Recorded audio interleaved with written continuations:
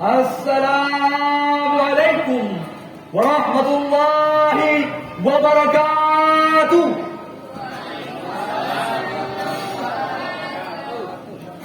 Alhamdulillah Rabbil alamin.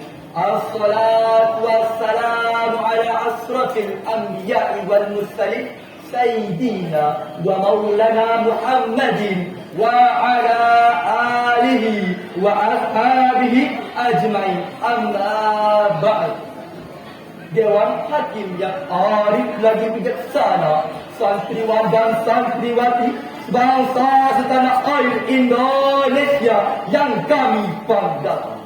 George Ben dalam bukunya yang begitu fenomenal yang berjudul Manajemen Equity as will be important in future memproyeksi bahwa teknologi akan berkembang dengan cepat, pesat dan begitu dahsyat. Perkembangan teknologi ini sangat memberikan dampak yang sangat luar biasa dan akan merubah tatanan kehidupan. Buku yang ditulis pada tahun 2004 ini memprediksi begitu banyak perubahan yang akan kita rasakan.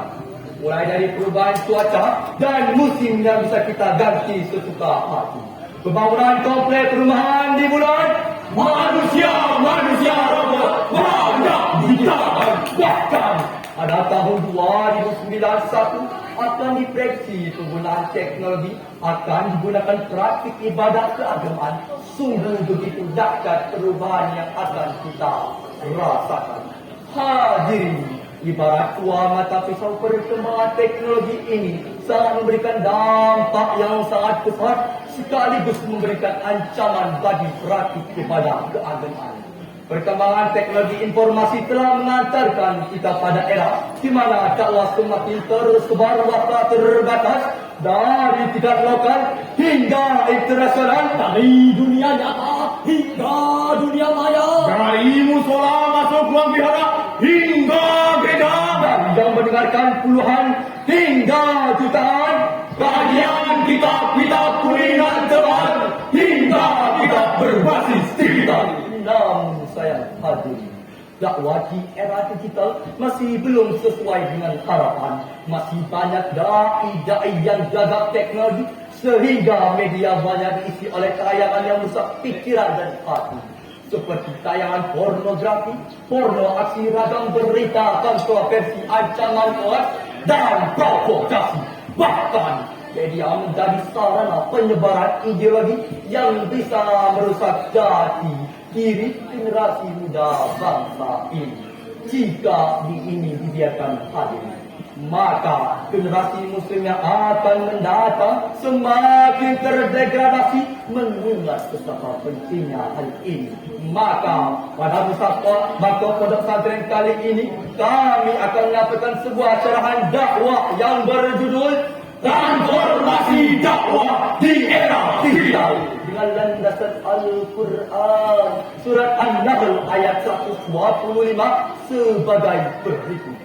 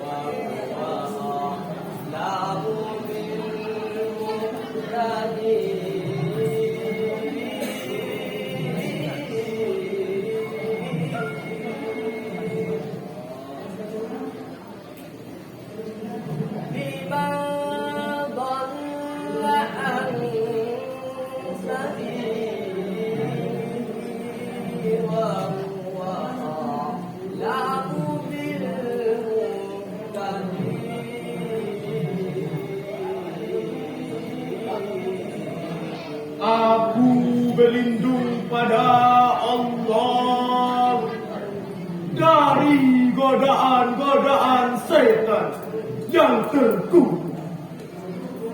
Serulah manusia kepada Allah dengan hikmah dan pengajaran yang baik. Dan berdebatlah kamu kepada mereka dengan cara yang baik. Sesungguhnya Tuhanmu dialah yang lebih mengetahui siapa yang sesat dari jalannya, dan dialah yang lebih mengetahui siapa yang mendapat petunjuk. Hadirin rahimakumullah, dalam perspektif ilmu balaghah, ayat tersebut menggunakan gaya bahasa dalam insya dalam bentuk amr, yaitu yang menunjukkan tuntutan dari atas kepada objek di bawahnya. Dari sini bisa kita simpulkan bahwa Allah menuntut kita untuk melakukan sebuah gerakan melalui pendekatan bil hikmati wal mau'izatil hasanah wajadilhum billati hiya ahsan. Imam Ahmad dalam kitabnya Taisirul Karimir Rahman, Tafsirul Kalamil Mannan, juz 15 halaman 512 menjelaskan bahwa yang dimaksud dengan al-hikmah adalah kullu haddin ala asli alihi fa'lihi wa qawlihi wa qiyadi. Setiap orang harus ditakwai sesuai dengan keadaan, pemahaman, sambutan serta ketaatannya. Pandangan ini bahwa dakwah bersifat dinamis, artinya menyesuaikan dengan kondisi objek dakwahnya. Ibarat seorang dokter, seorang dai yang harus memahami kondisi pasiennya sehingga ia bisa tepat memberikan obat dan jenis dosisnya. Demikian ilustrasi prinsip dakwah oleh Imam Al-Qurtubi dalam kitabnya Al-Hikmatul fi Da'watil Ilalah halaman 188. Dakwah dengan hikmah adalah dakwah yang didasari dengan ilmu pengetahuan sebagai landasan. Demikian pula dakwah para wali songo, dakwah yang dipegang adalah perang tanpa tanding dan urung tanpa balas, melakukan sebuah terobosan melalui pagelaran wayang sehingga yang menonton senang tertawa riang, tidak uring-uringan, bisa sambil makannya pulang kenyang, tidak menimbulkan perpecahan apalagi peperangan dahsyatnya.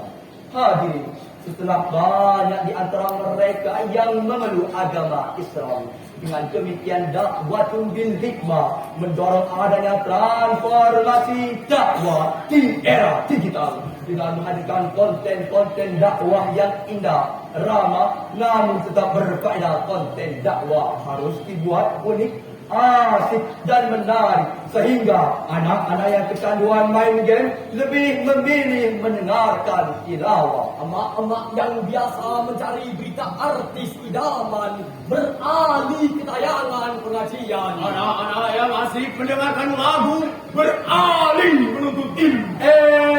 Gak mau ketinggalan. Bapak yang asik nonton bola di rumah Lebih memilih mendengarkan ceramah. namun sayang hadirin, banyak yang mengerti itu namun tidak mengerti sabili rabbi, dan sebaliknya banyak orang yang memahami konsep sabili rabbi namun tidak mengerti itu.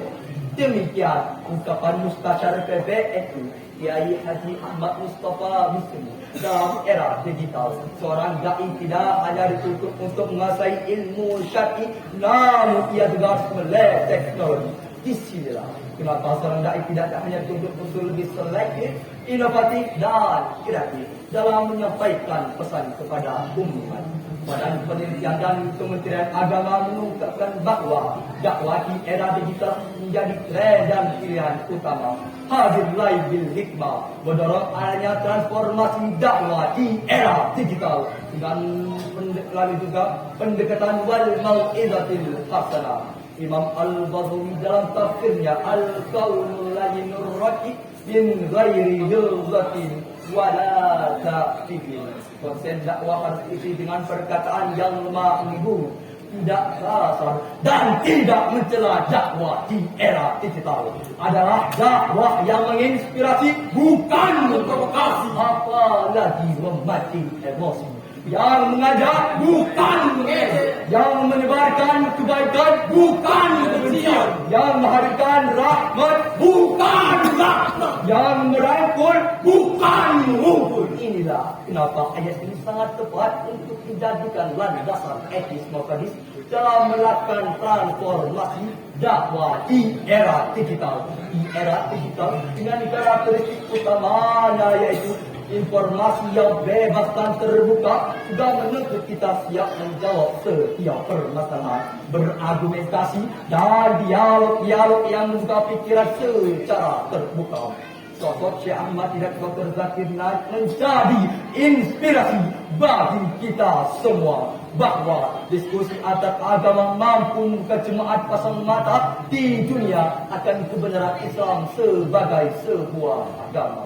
Hadirin, begitu besar peluang dakwah melalui media sosial di era digital.